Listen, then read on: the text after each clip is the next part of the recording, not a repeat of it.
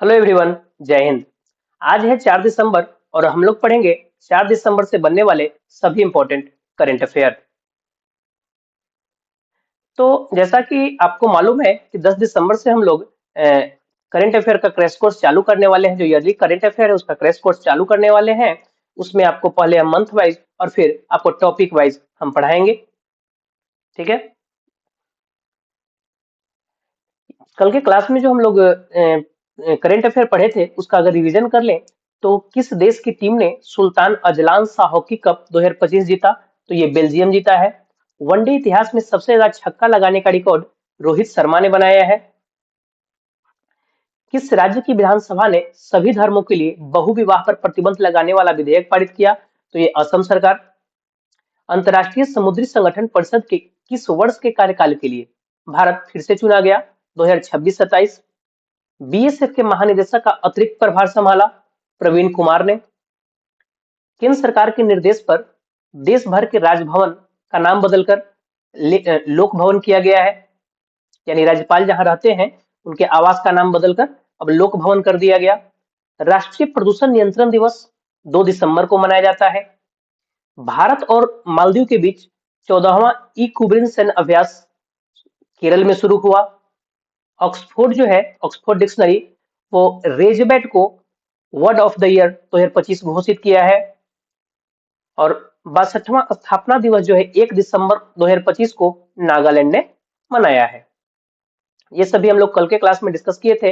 अब हम लोग चलते हैं ना आज के क्लास में प्रश्न संख्या 1 पर कि आर्म्ड डुप्लांटिस किस देश से संबंधित है जिन्हें 2025 में वर्ल्ड का पुरुष एथलीट ऑफ द ईयर चुना गया है?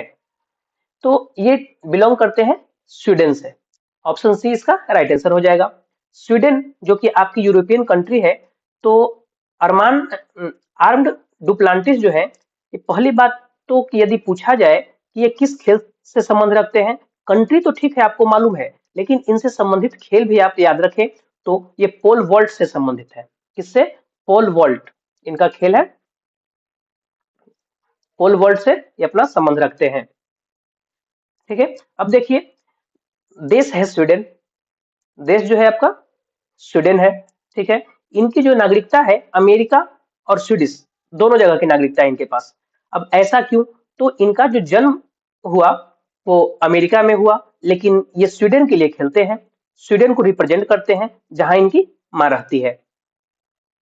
उपलब्धि क्या है? तो उन्होंने पुरुषों के पोल वेल्ट में 2025 में 4 बार विश्व रिकॉर्ड तोड़ा और अपने सभी 16 प्रतिस्पर्धाओं को पराजित किया। 16 प्रतिस्पर्धा जो है सबको पराजित किए हैं। सॉरी, 16 प्रतिस्पर्धाओं में लगातार ये अपराजित रहे हैं। ठीक है।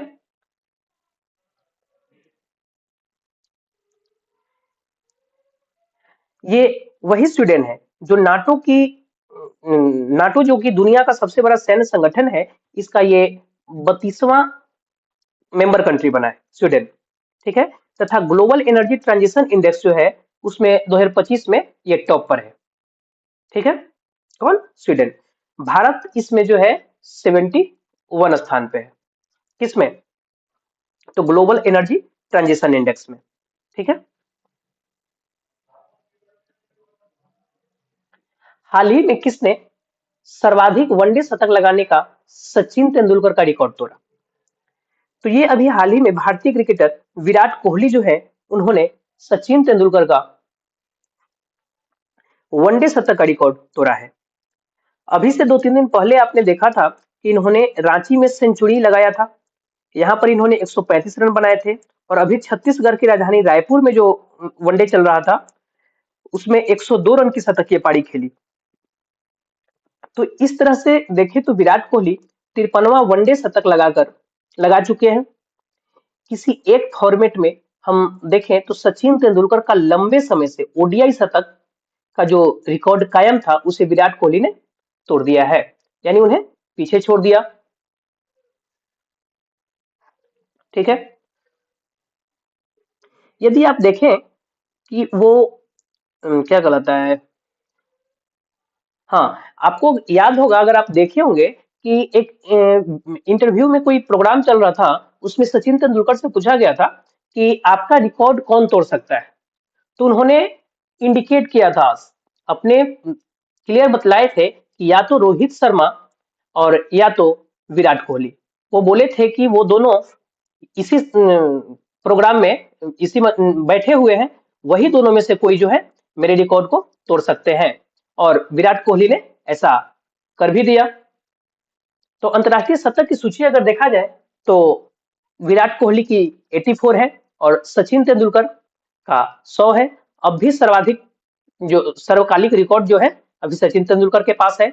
ऑल ओवर में देखा जाए तो कोहली अब सभी फॉर्मेट मिलाकर दूसरे सबसे अधिक शतक लगाने वाले बल्लेबाज है। सभी फॉर्मेट का मतलब हो गया कि क्रिकेट में 3 फॉर्मेट होते हैं, ओडीआई, टी20 और एक टेस्ट। ठीक है, तो ये तीनों फॉर्मेट मिलाकर, ये तीनों फॉर्मेट को अगर मिला जाए तो ये दूसरे नंबर पे आ गए और सचिन के ऑल फॉर्मेट रिकॉर्ड के और भी करीब पहुंच रहे हैं। अभी वहां से भी ये करीब करीब क्या 16 जो सेंचुरी अभी पीछे हैं। ठीक है, यहाँ से हम लोग कुछ स्पोर्ट्स का करंट अफेयर अगर रिवीजन करें, ICC women world cup India जीता, चैंपियंस ट्रॉफी इंडिया, वुमेन टी20 ब्लाइंड वर्ल्ड कप जो हाल ही में हुआ है वो इंडिया जीता है। वनडे इतिहास में सबसे ज्यादा छक्का लगाने का record Rohit Sharma, Sultan Azlan Shah hockey cup 2025 Belgium, ATP finals 2025 का खिताब जैनिक सिनर ने जीता जो इटली से बिलोंग करते हैं। सैयद मोदी अंतरराष्ट्रीय बैडमिंटन टूर्नामेंट के महिला डबल का खिताब किसने जीता? गायत्री गोपीचंद और त्रिशा जॉली। उज्बेकिस्तान के 19 वर्षीय ग्रैंड मास्टर जावो खीर सिंडारोव ने इतिहास रचते हुए 2025 फाइड शतरंज विश्व कप का खिताब अपने नाम किया। Sarayu Belpula first league of central Serbia में भारत की 26वीं महिला ग्रैंड मास्टर बनी है। कौन? सरयू बेलपुला। महान खिलाड़ी रोजर फेडरर को पात्रता के पहले ही साल में अंतरराष्ट्रीय टेनिस हॉल ऑफ में शामिल किया गया। इटली ने 117वें डेविस कप का खिताब स्पेन को हराकर अपने नाम किया। मलेशिया में सुल्तान जौहर कप हॉकी प्रतियोगिता में भारत की जूनियर हॉकी टीम को रजत पदक मिला। Men's Asia hockey cup Bharat जीता। यूएस ओपन जो हुआ उसमें सिंगल मेंस का खिताब जो है कार्लोस अल्कराज जो स्पेन से बिलोंग करते हैं, और यूएस ओपन में जो वुमेन्स सिंगल का जो खिताब था आर्यना सबलेंका। ठीक है, जो कहा यहाँ से बिलोंग करती है सर्बिया से। FIDE world cup 2025 Goa host किया और वर्ल्ड चैंपियन ऑफ लीजेंड 2025 का खिताब साउथ अफ्रीका जीता है। नेक्स्ट क्वेश्चन देखिए कि भारत किस देश से ह्यूरोन MK2 UVAS खरीद रहा है? ठीक है, देखिए यूवीए क्या है? यूवीए यानी कि अनमैन्ड एरियल व्हीकल्स। यूवीए जो है ये यूवीए अनमैन्ड एरियल व्हीकल्स है। ठीक है, तो ये भारत खरीदने किससे जा रहा है? तो ये इजराइल से खरीद रहा है। किससे? इजराइल से। ऑप्शन ए इसका राइट आंसर हो जाएगा। रक्षा मंत्रालय ने सैटेलाइट लिंक्ड हेरोन MK2 जो है ड्रोन के लिए एक आदेश दिया है। इसके बनाने वाले कौन है, इसके विकासकर्ता कौन है? तो इजराइल एरोस्पेस इंडस्ट्रीज है। इसकी क्षमता क्या है? तो हेरोन MK2 एक मध्यम ऊंचाई, लंबी क्षमता और यूएवी है। ऊंचाई भी मध्यम रहेगा और लेकिन क्षमता इसका लंबा है, यूवीए है। यह लगभग 500 किलोग्राम पेलोड यानी वजन, जो आप भार कह सकते हैं कि उतना 500 केजी का ये लोड उठा सकता है और 24 घंटे से अधिक निरंतर यानी लगातार उड़ान भर सकता है। इसमें सिंथेटिक एपर्चर रडार जो है, इलेक्ट्रो ऑप्टिकल सेंसर और सिग्नल इंटेलिजेंस जैसी उन्नत प्रणालियां लगी है जो दिन रात और प्रतिकूल मौसम यानी जिस तरह से मौसम हो उस तरह से ये ढल जाता है। माने कहने का मतलब कि इसको चाहिए गर्मी और ठंडा भी है तो उसमें भी ये अपना काम करते रहेगा और निगरानी सुनिश्चित करती है। ठीक है, इसको मौसम से कोई प्रभाव नहीं पड़ता है। ठीक है, अगर आप ऑप्शन की बात करें तो यूएसए अमेरिका, तो अमेरिका की बोइंग कंपनी के साथ भारत की डील है। किस लिए? तो चिनूक हेलीकॉप्टर जो था उसके लिए बोइंग कंपनी से डील किया था। फ्रांस के साथ भारत की दसोल्ट एविएशन के साथ डील है राफेल विमान के लिए। और रूस की बात करें तो ये भारत जो इससे डील किया था S-400। ठीक है, S-400 लिया था, उसका नाम बदल दिया गया है। अब उसका नाम क्या हो गया है? सुदर्शन। S-400 का नाम बदल गया, अब सुदर्शन हो गया है। ठीक है, नेक्स्ट क्वेश्चन चले। यहां से हम लोग कुछ इजराइल के बारे में अगर देख ले कि इजराइल की राजधानी यरूशलेम, मुद्रा शेकेल, प्रधानमंत्री बेंजामिन नेतन्याहू। करंट अफेयर अगर देखें तो ओफेक 19 नया स्पाइस सैटेलाइट लॉन्च किया इजराइल ने। एडीबी में शामिल 69वां देश है। ऑपरेशन अजय इजराइल ने किया है। इजराइल ने भारतीय यात्रियों के लिए ई वीजा प्रणाली शुरू की और यह प्रणाली 1 जनवरी 2025 से लागू हो गई है। दुश्मन देश को के ड्रोन को लेजर हथियारों से मारने वाला पहला देश बना इजराइल। और गाजा पर कब्जा करने का ऐलान भी इजराइल ने कर चुका है। ये इजराइल जो है आपका मेडिटेरियन सी से अपना बॉर्डर साझा करता है। ठीक है, ये आपका इजराइल हो गया। इसकी राजधानी हो गई यरूशलेम। ये आपका यरूशलेम इसकी राजधानी हो गई। नेक्स्ट चले हम लोग। तो अंतर्राष्ट्रीय दिव्यांगजन दिवस कब मनाया जाता है? तो ये दिसंबर महीने के 3 तारीख को सेलिब्रेट किया जाता है। ठीक है, अंतर्राष्ट्रीय दिव्यांगजन दिवस, जिसका पर्पस क्या है? तो दिव्यांग व्यक्तियों के सम्मान, अधिकारों, जागरूकता और समान अवसरों को बढ़ावा देना। इसका थीम अगर देखें तो सामाजिक प्रगति को आगे बढ़ाने के लिए दिव्यांग सम्मिलित समाजों का निर्माण करना। महत्वपूर्ण दिवस अगर देखें दिसंबर का, तो 1 दिसंबर को हम लोग वर्ल्ड एड्स डे मनाते हैं और 2 दिसंबर को राष्ट्रीय प्रदूषण नियंत्रण दिवस मनाते हैं। नेक्स्ट चले कि भारत का पहला वाटर पॉजिटिव एयरपोर्ट कौन बना? तो अभी हाल ही में दिल्ली में स्थित जो इंदिरा गांधी इंटरनेशनल एयरपोर्ट है, ये भारत का पहला वाटर पॉजिटिव एयरपोर्ट है।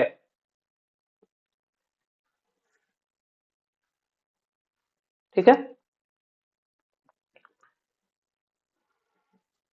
हाँ, तो वाटर पॉजिटिव जो है इसका मतलब क्या होता है? तो इसका मतलब हुआ कि इंदिरा गांधी इंटरनेशनल एयरपोर्ट जो है जितना पानी इस्तेमाल करता है उससे कहीं ज्यादा पानी ये प्रकृति को, नेचर को लौटा रहा है। हाल ही में वाटर इनोवेशन समिट 2025 में एयरपोर्ट संचालन एजेंसी एजेंसी डायल को इस उपलब्धि के लिए औपचारिक रूप से सम्मानित भी किया गया है। ठीक है, अगर गोवा देखें, गोवा इंटरनेशनल एयरपोर्ट जो है ये गोवा में है और इसका नाम बदलकर मनोहर पर्रिकर के नाम पर रखा गया है। कोच्चि इंटरनेशनल एयरपोर्ट ये जो है ये 100% सोलर एनर्जी से संचालित होने वाला पहला एयरपोर्ट बन चुका है। लाल बहादुर शास्त्री एयरपोर्ट जो है आपका वाराणसी यूपी में है। ये भारत का पहला ऐसा हवाई अड्डा है जो कि रीडिंग लॉन्ज फैसिलिटी की शुरुआत की है। ठीक है, नेक्स्ट चले हम लोग। प्रधानमंत्री नरेंद्र मोदी ने प्रधानमंत्री कार्यालय का नाम बदलकर क्या किया? तो इसका नाम बदल के किया गया है सेवा तीर्थ, यानी यहाँ पे बैठ के लोग सेवा करते हैं देश का, इसलिए इसका नाम सेवा तीर्थ किया गया।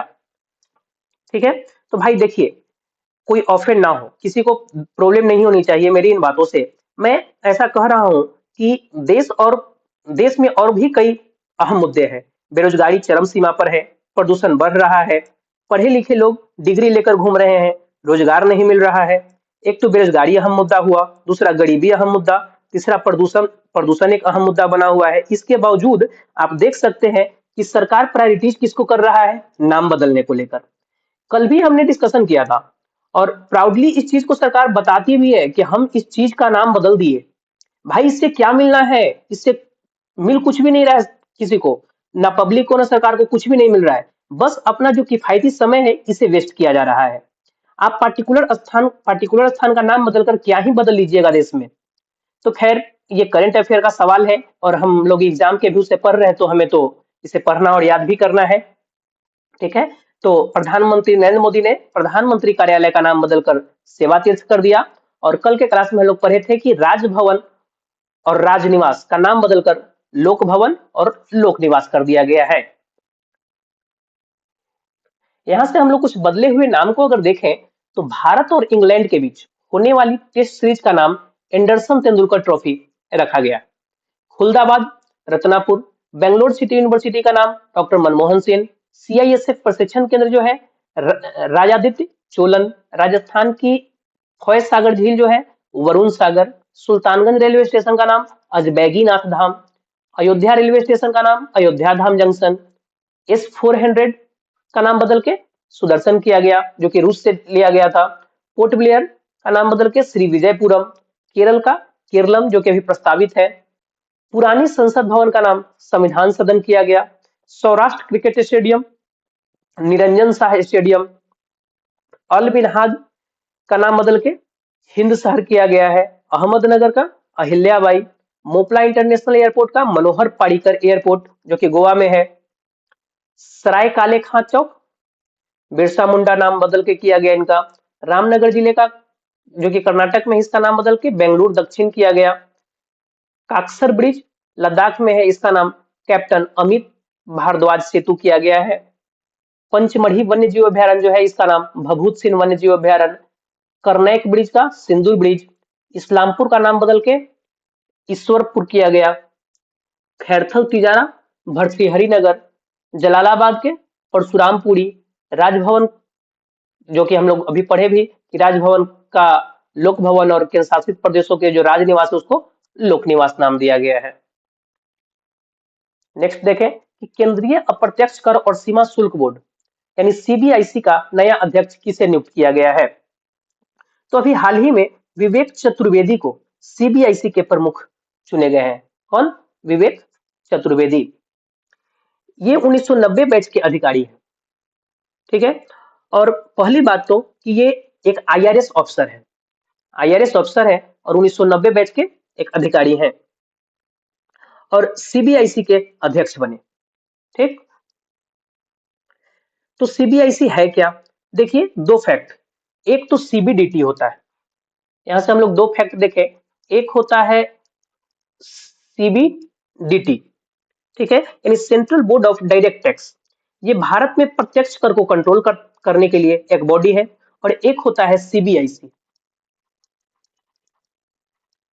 सीबीआईसी यानी central board of indirect tax and customs, तो ये अप्रत्यक्ष कर को कंट्रोल करने का बॉडी है भारत में, ठीक है। तो अब आपको ये बताना है कि हम यहां लिख रहे हैं जीएसटी, ठीक है।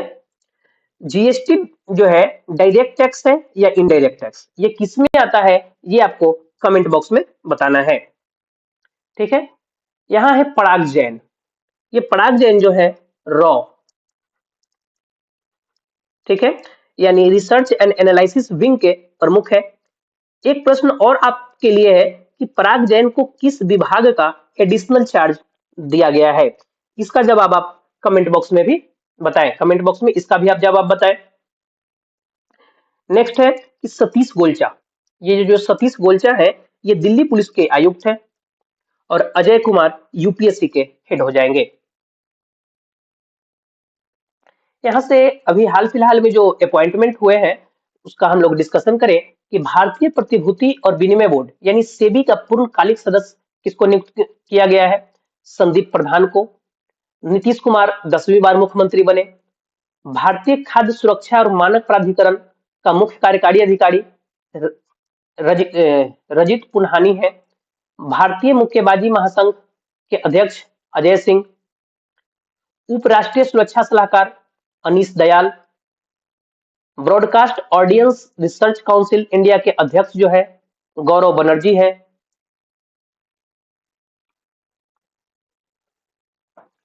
उप सेना प्रमुख जो है lieutenant general Pushpendra Singh. SSB का नया महानिदेशक संजय सिंघल। संसद टीवी के मुख्य कार्यकारी अधिकारी सीईओ लोकसभा महासचिव उत्पल कुमार सिंह है। रॉ के प्रमुख पराग जैन। राष्ट्रीय महिला आयोग विजय किशोर रहाटकर। रेलवे बोर्ड के नए अध्यक्ष सतीश कुमार। एसबीआई के चेयरमैन सीएस शेट्टी। इसरो के प्रमुख विजय नारायणन। नए वित्त सचिव कौन बने? अजय सेठ। डीआरडीओ के अध्यक्ष समीर वी कामत। राजीव गौबा जो है नीति आयोग के पूर्णकालिक सदस्य नियुक्त किए गए। प्रधानमंत्री नरेंद्र मोदी की निजी सचिव जो है निधि तिवारी बनी है। यूपीएससी के अध्यक्ष अजय कुमार और आईबी के प्रमुख जो है तपन कुमार डेका। देखिए क्वेश्चन नंबर 8 कि पंजाब नेशनल बैंक ने किस क्रिकेटर को अपनी पहली महिला ब्रांड एम्बेसडर नियुक्त किया है? तो ये किया है किसको? तो हाल ही में हरमनप्रीत कौर को। किसको? हरमनप्रीत कौर को।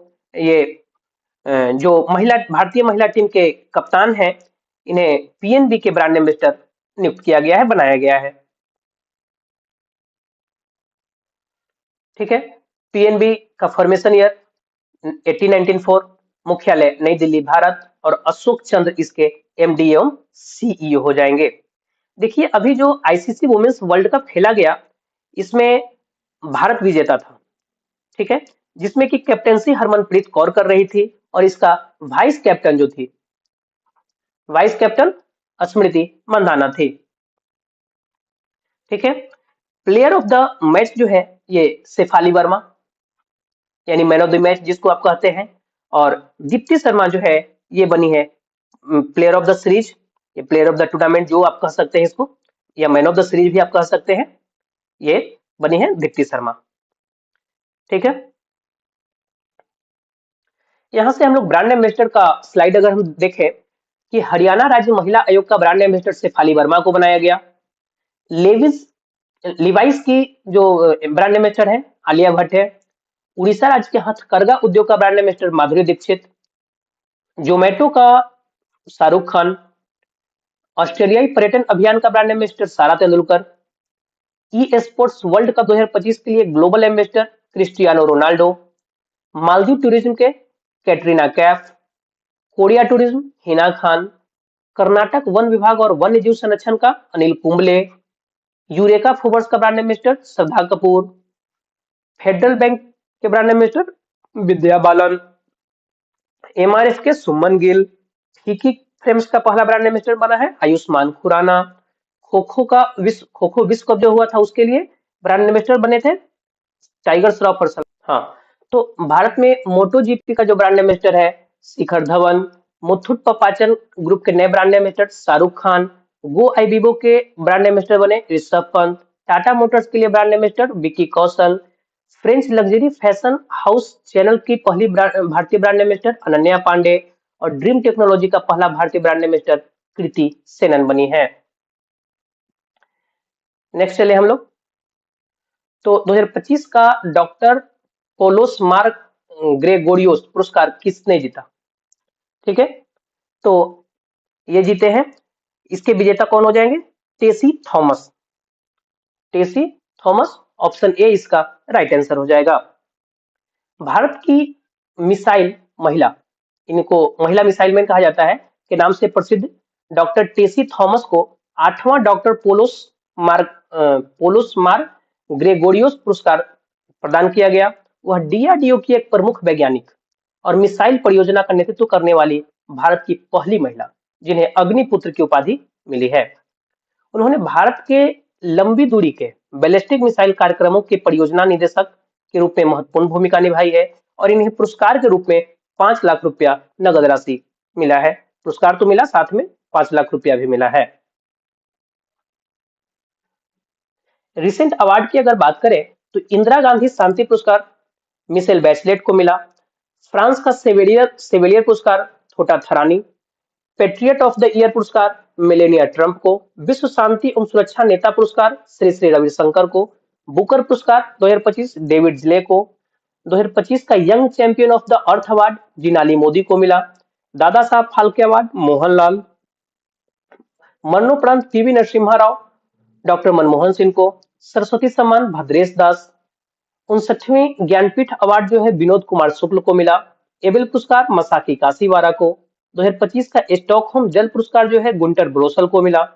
संगीता कला निधि पुरस्कार 2025 आर के रामकुमार को।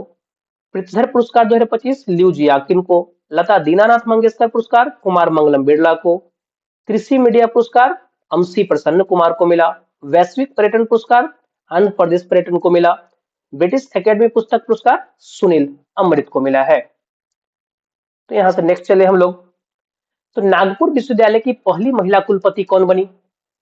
तो अभी हाल ही में मनाली मकरंद क्षीरसागर, मनाली मकरंद क्षीरसागर जो है, ये नागपुर यूनिवर्सिटी की पहली महिला कुलपति के रूप में नियुक्त कर दी गई हैं।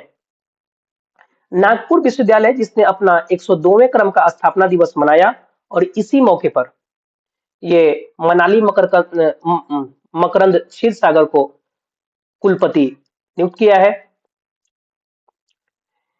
देखिए ये जो क्या बोला था, शांति श्री धूलपुरी, ये जो है इनका नाम आपने जरूर पढ़ा होगा कहीं कि स्टैटिक जीके में कि याद कीजिए, अगर आप पढ़े होंगे तो आपको याद होगा ही। जो शांति श्री धूलपुरी है, ये दिल्ली विश्वविद्यालय के पहली महिला कुलपति, दिल्ली यूनिवर्सिटी जो है उसकी पहली महिला कुलपति। ठीक है, शिक्षा मंत्रालय ने इनको 2022 में इन्हें नियुक्त किया था। कब? 2022 में। और फिर बाद में इनको जेएनयू यानी जवाहरलाल नेहरू यूनिवर्सिटी जो है उसकी पहली महिला कुलपति भी ये बनी थी। ठीक है, अलीगढ़ मुस्लिम यूनिवर्सिटी की पहली महिला कुलपति जो है नाइमा खातून। ठीक है, और रेलवे बोर्ड की पहली महिला अध्यक्ष जो है जया वर्मा सिन्हा।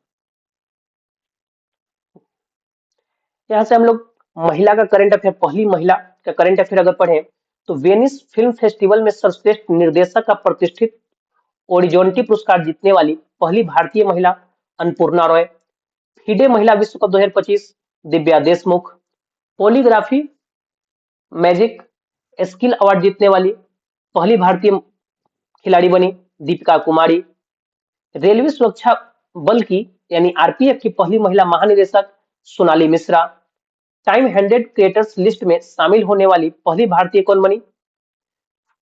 प्राजक्ता कोली। भारतीय नौसेना में पहली महिला फाइटर पायलट आस्था पुनिया। भारत की पहली महिला ई वोटर विभा देवी।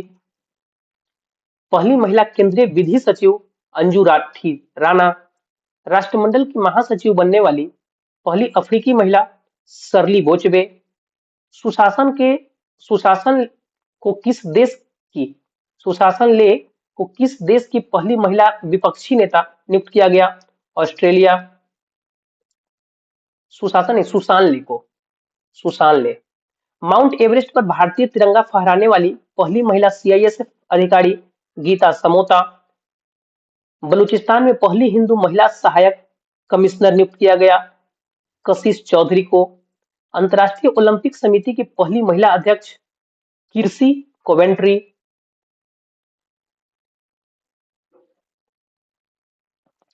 संयुक्त राष्ट्र विश्व पर्यटन संगठन की पहली महिला महासचिव शेखा नासिर अल-नोवैस। भारतीय राष्ट्रपति की पहली महिला एडीसी नियुक्त किया गया यशस्वी सोलंकी को, एडी कैप। क्रिकेट के तीनों फॉर्मेट में शतक लगाने वाली पहली भारतीय महिला क्रिकेटर स्मृति मंधाना। ये जो है अंतर्राष्ट्रीय ओलंपिक समिति की पहली महिला अध्यक्ष जो है ये क्रिस्टी कोवेंट्री है, किर्सी नहीं, क्रिस्टी कोवेंट्री। ठीक है, नेक्स्ट हम लोग चले कि किस वियतनामी इलेक्ट्रिक वाहन कंपनी ने 2026 में भारत में इलेक्ट्रिक टू व्हीलर लॉन्च करने की घोषणा की है? तो वियतनामी जो कंपनी है विनफास्ट, ये अगले साल तक यानी 2026 में भारत में इलेक्ट्रिक टू व्हीलर लॉन्च करने जा रही है। तो विनफास्ट किस देश की कंपनी है? तो ये वियतनाम की है। ठीक है, फोर्ड कहाँ की है? तो फोर्ड आपको हो जाएगी कहाँ, अमेरिका की। और ये जो किया और ये हुंडई, किया और हुंडई ये दोनों जो है ये साउथ कोरिया के हैं। ये यूएसए के हो गया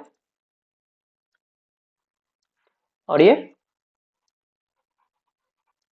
साउथ कोरिया का हो गया। ठीक है,